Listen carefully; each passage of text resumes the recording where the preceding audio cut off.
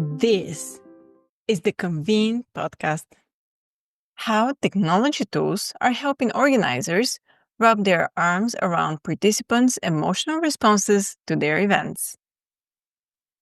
Using emotional AI to track attendee sentiment in real time. Written and read by Barbara Palmer, Deputy Editor of Convene. Trying to assess how someone feels from their facial expressions can be tricky, said Panis Mutafas, the co-founder and CEO of tech company Zenus. It is very hard to read people, he said, especially when you talk about complex emotions. For example, when he talks to investors about his company, which offers services including collecting data about audience engagement based on factors including facial analysis, it's often those who listen with only the slightest expression on their faces who are the most likely to invest, he said. But measuring the overall sentiment of a group does provide meaningful feedback, said Mutafas, who founded Zenus a decade ago. Sometimes called emotional AI, the technology uses sensors combined with AI to analyze second-by-second changes in both physical movement and facial expressions of groups, including in airports, retail environments, events, and other social spaces. In recent years, Zenus technology has been used at conferences and trade shows, including IMEX Frankfurt, IMEX America, IAEE's Expo, and PCMA Convening Leaders. Zenus labels its product ethical facial analysis, and Mutafas uses precise language when he describes the technology his company has developed. The use of facial analysis has been criticized as a violation of the privacy of meeting attendees, particularly when event organizers haven't been upfront about the fact that the technology is in use. People often conflate facial analysis with facial recognition, the latter of which uses image data to identify individuals, Mutafas said.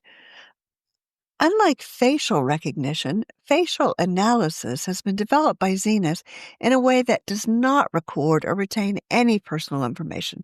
No video, no images, no names, no unique IDs, anonymized or otherwise. Although it's not illegal to use the technology that way in public places, Mutafas added he always recommends that event organizers and other clients are transparent with people about its use. The data Zenus collects is behavioral, measuring, for example, the number of people in a space and how that number goes up and down over time, as well as experiential. By collecting and analyzing facial expressions, Zenus provides moment-by-moment snapshots of the overall sentiment of groups of participants expressed with a numerical score. It's a tool that helps you analyze on a continuous scale and at a very detailed level what stimuli creates an effect on people's emotional response on a group level, Mutafas said. For example, when you see that somebody on stage talked about technology and everybody's faces were excited, that's a signal, that this was a topic that created some excitement.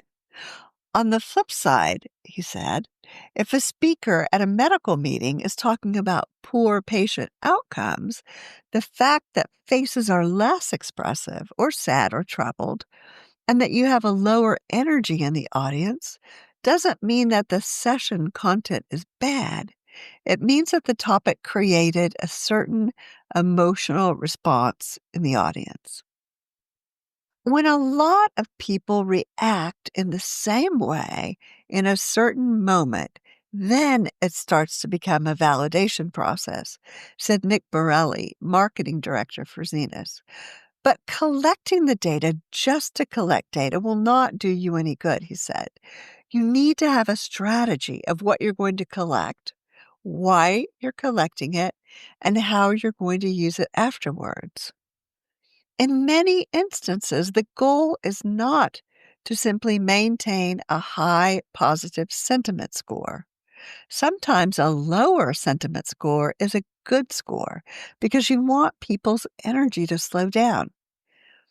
At an activation at IMEX last October, for example, a violinist played calming music in a corridor, Borelli added. This is where the energy scores were lower by design. They want people to decompress. The data that Zenas collects about engagement can be applied to specific demographic groups within an audience, including by age and gender, Mutafas said. The ability to accurately categorize participants in those groups isn't 100% accurate, he added. It's not uncommon for up to 1 out of 5 faces at an event to not be included in demographic categories. But when you have so many faces, so many people over a long period of time, you get enough of a sample size to be confident about the overall response. The data can reveal patterns, including what topics most resonate with different demographic groups, and provide clues that can help identify solutions to problems when combined with other data. For example, at one medical meeting, facial analysis showed that women under 40 were highly engaged throughout the event, with the exception of during educational sessions, Mutafas said. When the organizer analyzed the speaker lineup, they realized that women that age weren't represented. And after the organizer made changes to speakers to include more women of that age group, not only did the engagement levels go up for women who were identified as under the age of 40, it went up for the entire audience, he said. Because facial analysis has the capacity to passively collect information about a large percentage of an audience, people come to us all the time and say, my active data collection in polls is 2% of the people, but you're getting everybody, Borelli said. And we say, yeah, but please don't get rid of your polls. The strength of surveys, Borelli says, is that they give people the opportunity to express themselves verbally. I like this. I don't like this. The speaker was great because they talked about that. That's a very big advantage of surveys. You get a lot of contextual information. They are the clues that make the passive data collection make sense. And it's not just surveys that help make the data more meaningful, he said. It's the on site observations and the direct feedback conversations. They're different pieces of the puzzle, and the more pieces you have, the clearer the picture you're looking at. When Convene spoke with Mutafas and Borelli and with Lewis Layton, Freeman's director of digital products, all three stressed the growth in demand for facial analysis data collected at trade shows and sponsorship activations.